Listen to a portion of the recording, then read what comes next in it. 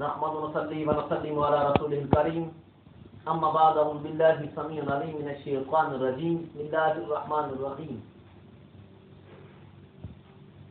فجعلناه سميعا بصيرا إن الله وملائكته يصلون على النبي يا أيها الذين آمنوا صلوا عليه وسلموا تسليما اللهم صل على سيدنا ومولانا محمد وعلى آل سيدنا ومولانا محمد بارك وسلم عليه مولانا صلی وسلم دائما ابدا علی حبیبک خیر الخلق کلهم صدق اللہ مولانا العظیم۔ انتہائی عزت و تکریم کے لائق محسن اہل سنت جناب دریمارات ابن حضور پیر سید نعیم عباس صاحب دامت القدم القدسیہ اور محسن اہل سنت جناب دریمارات محمد شفیع صدیقی صاحب دیگر جتنا بھی حاضرین و سامعین تشریف لائے سب السلام علیکم ورحمۃ اللہ وبرکاتہ۔ جو آیا مبارکہ کا حصہ میں نے آپ کے سامنے تلاوت کا درخواست ہوا، سامعین و حاضرین کی فیصد کی محبت کا سالانہ کوئی بھی پروگرام ہوتا ہے تو اس میں ہم شریک ہوتے ہیں جن کی محبت ہمیں لے آتی ہے۔ اللہ تعالیٰ اس افسانے کو شاد و آباد رکھے تاکہ قیامت تک حیات جاری اور ساری رہے۔ جتنے بھی کشکول لانے والے ہیں سب کا کشکول یہاں سے سب سراب ہو کر جائیں تو اللہ رب العزت کی حضور دعا ہے اللہ تعالیٰ ان آستانوں کو سلامت رکھے تاکہ آستانوں کی وجہ سے ایمان کی استقامت ہے۔ تو آیات کریمہ جو میں نے حصہ تلاوت کرنے کا شرف حاصل کیا، رب کی حضور دعا ہے حق و سچ کہنے کی اللہ توفیق عطا فرمائے۔ رب العالمین فرماتا ہے فجعلناه سمیعا بصیرا، میں نے انسان کو دیکھنے والا اور سننے والا بنایا ہے۔ دیکھنے اور سننے میں بڑا فرق ہے۔ تو قبلہ حضور غوث پاک رحمۃ اللہ علیہ فرماتے ہیں کہ میں مشرق کے اندر رہ کے مغرب کے اندر اپنے مریض کا سطر دہاں پڑوں۔ اگر سیدنا فاروق اعظم رضی اللہ تعالیٰ خطبہ دے رہے ہوں کوسوں میل یا ساری الجبل،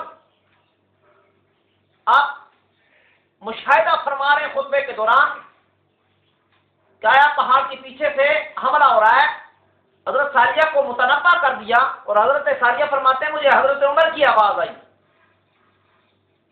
تو مدد سامعین، چونکہ حضرت یوسف علیہ السلام کو دیکھنے والی نے ہاتھ کاٹ لیے، پر یوسف علیہ السلام نے ان عورتوں کو نہیں دیکھا تھا، ہاتھ ان کے کٹ گئے۔ آپ کی نگاہ نہ عورتوں پر پڑی نہ چھری پر پڑی، اگر چھری پر پڑ جاتی چھری نے حیا کر دینی تھی، اس نے ہاتھ کاٹنے ہی نہیں تھے۔ اس لیے حضرت عظیم خلیل اللہ، آپ حضرت ذبیح اللہ کو ذبح کر رہے ہیں، آپ کی نگاہ نبوت جب چھری پر پڑ گئی، چھری نے حضرت اسماعیل علیہ السلام کو نہیں کاٹا اس لیے کہ نبی کی نگاہ چھری پر پڑ گئی تھی۔ شان رسالت کا مقام کیا ہے؟ آقا علیہ السلام کی امتی کا یہ مقام ہے، آپ کے پیاروں کا مقام یہ ہے۔ حضرت علی رضی اللہ تعالیٰ اگر آپ کی نماز رہ جاتی ہے، سورج واپس لوٹ آتا ہے اور سیدنا بلال اذان دے صبح ہونی ختم ہو جائے، صبح نہ ہو، یہ آپ کے غلام کا مقام ہے، تو اس آقا کا مقام کیا ہوگا؟ کیونکہ مذہب سامعین معراج النبی صلی اللہ تعالی علیہ وسلم آقا علیہ السلام کو جو عروج جو بلندی حاصل ہوئی، چونکہ اعلان نبوت کے 12ویں سال آپ معراج پر تشریف لے گئے، اس وقت 5 نمازوں کا حکم ہوا، پر اس سے پہلے کون سی عبادت ہوتی رہی؟ اگر ہوتی رہی تو چہرہ والضحیٰ کی زیارت ہوتی رہی، اور حضور علیہ السلام پہ صلاۃ و سلام درود کے نذرانے پیش ہوتے رہے۔ تو مدد سامعین، چونکہ سورج اور زمین کا جو فیصلہ ہے 9,27,00,000 میل کا فیصلہ ہے. 164 درجہ سورج بڑا ہے. اگر وہ 8 منٹ کم و بیش میں سورج کتنے زمین پر آ جاتی ہے تو اس میں کوئی تعجب کی بات نہیں. آقا کو تو آپ تو سراج المنیر ہیں. رب العالمین نے آپ کو وہ رفعت وہ بلندی عطا کی ہے.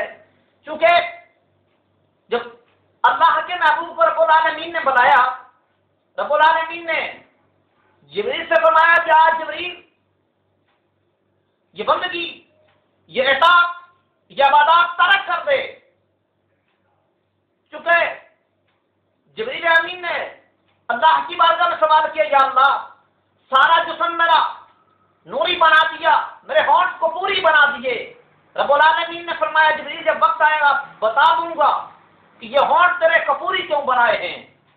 چونکہ جب اللہ کے محبوب صلی اللہ تعالی علیہ وسلم کو رب العالمین نے بنایا، جبریل امین کو حکم دیا جبریل جاؤ میرے محبوب کو میرا پیغام سناؤ. آج رب العالمین کی بارگاہ میں رب کی ملاقات ہوگی. اور جب آئے تو اللہ کے محبوب آرام فرما رہے ہیں تو رب العالمین نے فرمایا جبریل یا قدم القدمئی، میرے محبوب کے دونوں قدموں کو بوسہ دے دے. تو اللہ کے محبوب کو اگر جگایا تو جبریل کے کفوری ہونٹ محبوب کی تلیوں پہ لگے. اللہ اکبر کبیرہ. تو مدر سامین، چونکہ جب برات کی باری آئی سارے براتوں کو دیکھا، ایک برات سر جھکائے رو رہا ہے. اس سے پوچھا کیوں رو رہا ہے؟ برات نے کہا منظر تو میری بھی یہی ہے، لیکن اللہ کی بارگاہ میں کسی کا رونا قبول ہوتا ہے، کسی کا ہنسنا قبول ہوتا ہے. پر جنت کے مزدگاروں میں چلتے ہوئے سارے براتوں کے پیشانیوں پہ میں نے نام محمد دیکھا ہے. اس دن سے ورد کر رہا ہوں کہ اللہ رب العزت جب محبوب کو بنائیں تو سواری کے لیے میرا انتخاب کر لیں، اس لیے رو رہا ہوں. براق لایا گیا، براق لایا گیا. چونکہ کچھ لوگ کہتے ہیں براق آپ کو لے کے گیا، بات براق کی نہیں ہے، آپ براق کو لے کے. اس لیے یہ سواری کو نہیں پتا ہوتا ہے جانا کہاں، یہ سوار کو پتا ہوتا ہے کہاں جانا ہے، منظر کہاں ہے. تو اللہ رب العزت ہمیں اولیاء کرام کی مزارات پر اولیاء کرام سے محبت، ان کا فیضان اللہ جاری و ساری رکھے. اللہ تعالیٰ اس آسانے کو آباد رکھے. واقع الحمد للہ رب العالمین.